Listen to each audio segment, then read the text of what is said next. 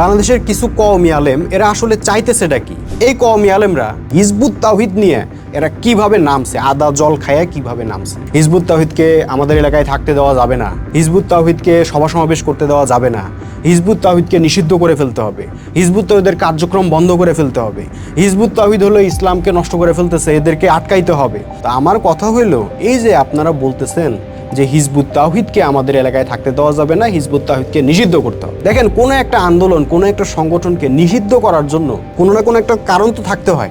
ওনাদের যুক্তিগুলা কি?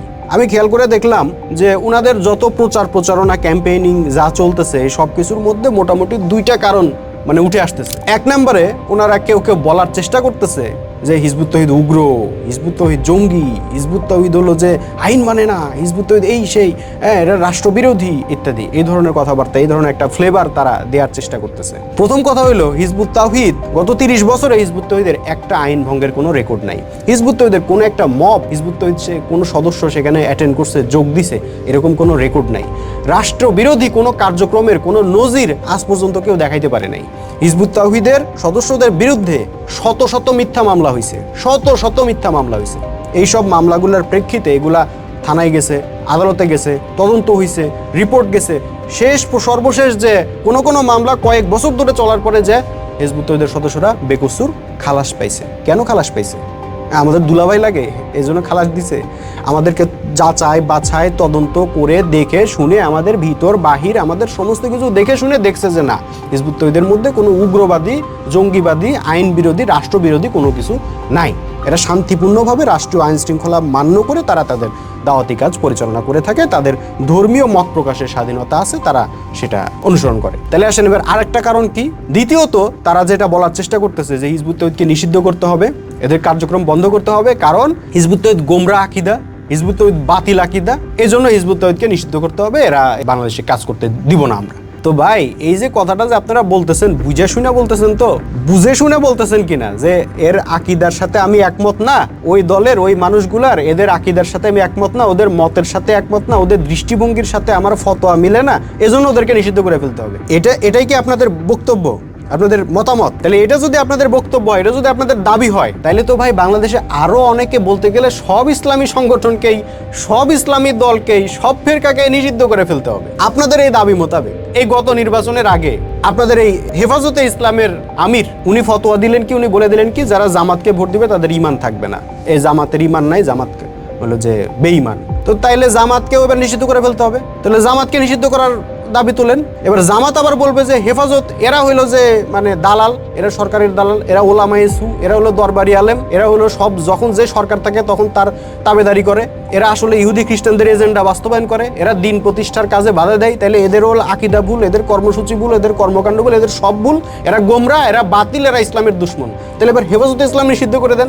আচ্ছা, চরমনাইয়ের সাথে আমাদের এই যে মামুনুল হকের খেলাফত মজলিসের জীবনে ঐক্যবদ্ধ হইতে পারে না, তাহলে এবার চরমনাইয়ের দাবি মোতাবেক এবার খেলাফত মজলিসকে নিষিদ্ধ করে দেন, খেলাফত মজলিসের দাবি মোতাবেক চরমনাইকে নিষিদ্ধ করে দেন।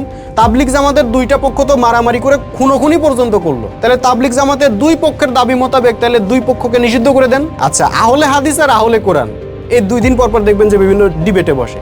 তাহলে আহলে হাদিস বলতে চাই যে আহলে কোরআন এরা ইসলামে নাই, এরা ইসলামের বাইরে, ইসলাম থেকে আউট। আহলে কোরআন আবার আহলে হাদিসদের ব্যাপারে বলে যে এরা তো ইসলামকে বিকৃত করছে, এরা আসলে কোরআনের ইসলাম, আল্লাহর ইসলাম বাদ দিয়ে এরা এই হাদিসের ইসলাম, এরা এই সেই বহু কথা। তাহলে এবার আহলে হাদিসের দাবি মোতাবেক আহলে কোরআন নিষিদ্ধ করে দেন, আহলে কোরআনের দাবি মোতাবেক আহলে হাদিস নিষিদ্ধ করে দেন। তো ভাই তাহলে থাকবে কে শেষ পর্যন্ত? থাকবে কে? তাহলে সবাই তো নিষিদ্ধ হয়ে যাবে, তাহলে থাকবে কে? এই যে দাবি যে করেন আপনারা যে হিজবুত তাওহীদের এদের আকীদা ঠিক নাই, আমাদের আকীদার সাথে মিলে না, কাজেই নিষিদ্ধ করে দাও। তাহলে এই দাবি মোতাবেক কালকে যে আপনাকে নিষিদ্ধ করা হবে না এর গ্যারান্টি কি? অন্যদেরকে যে নিষিদ্ধ করা হবে না তার গ্যারান্টি কি?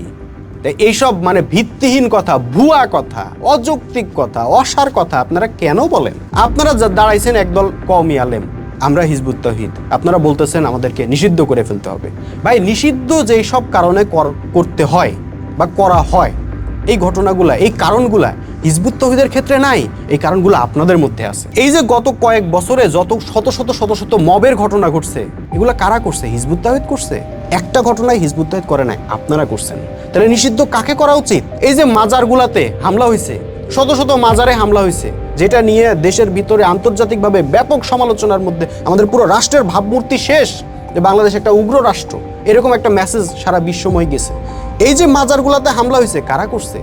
হিজবুত তৌহিদের কোনো সদস্য কোনো জায়গায় কোনো মাজারে একটা ইট মারছে, একটা হামলা করছে? দেখাইতে পারবেন না, আপনারা করছেন।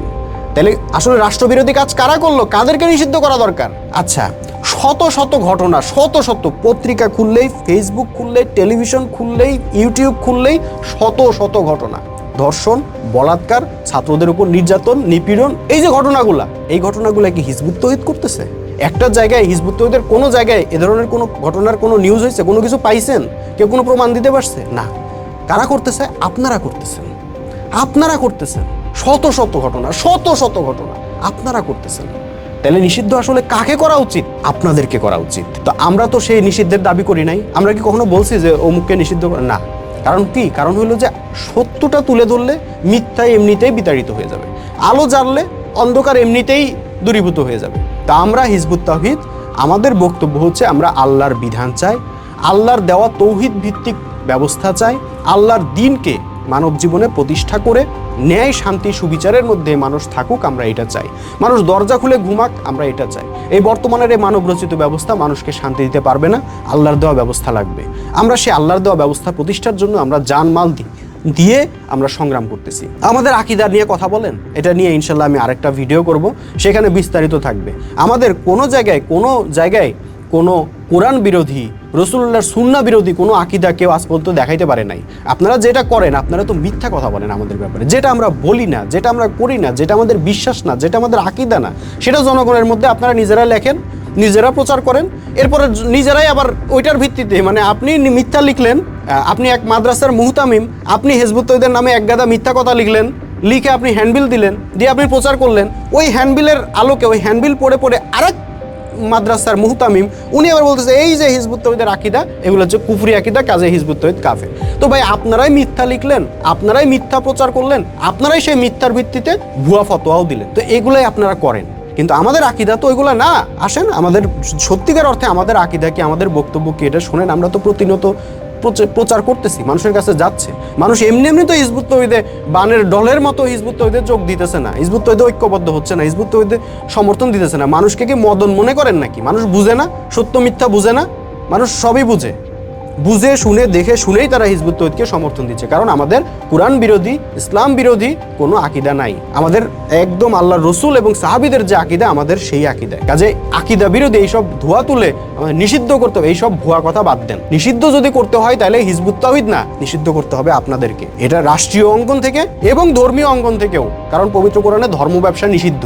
যারা ধর্ম নিয়ে ব্যবসা করে, যারা ছোট ছোট বাচ্চাদেরকে বলাৎকার করে, যারা গুজব রটায়, যারা হুজুগ সৃষ্টি করে, যারা উগ্রবাদী কর্মকাণ্ড করে, যারা মব সৃষ্টি করে, যারা রাষ্ট্রকে অস্থিতিশীল করার জন্য সারাটা দিন আজকে এর বিরুদ্ধে কালকে ওর বিরুদ্ধে লাইগে আছে, আসলে তো নিষিদ্ধ তাদেরকে করা উচিত। ধর্মের দৃষ্টিকোণ থেকে, রাষ্ট্রের দৃষ্টিকোণ থেকে তাদেরকে নিষিদ্ধ করা উচিত, তো হিজবুত তাওহীদ না। এই বলে আমি আজকের এই ভিডিও শেষ করলাম। পরবর্তী ভিডিওতে ইনশাল্লাহ অন্য কোনো প্রসঙ্গে আলোচনা হবে। আল্লাহ হাফেজ। সালামু আলাইকুম ওয়া রাহমাতুল্লাহি ওয়া বারাকাতুহু।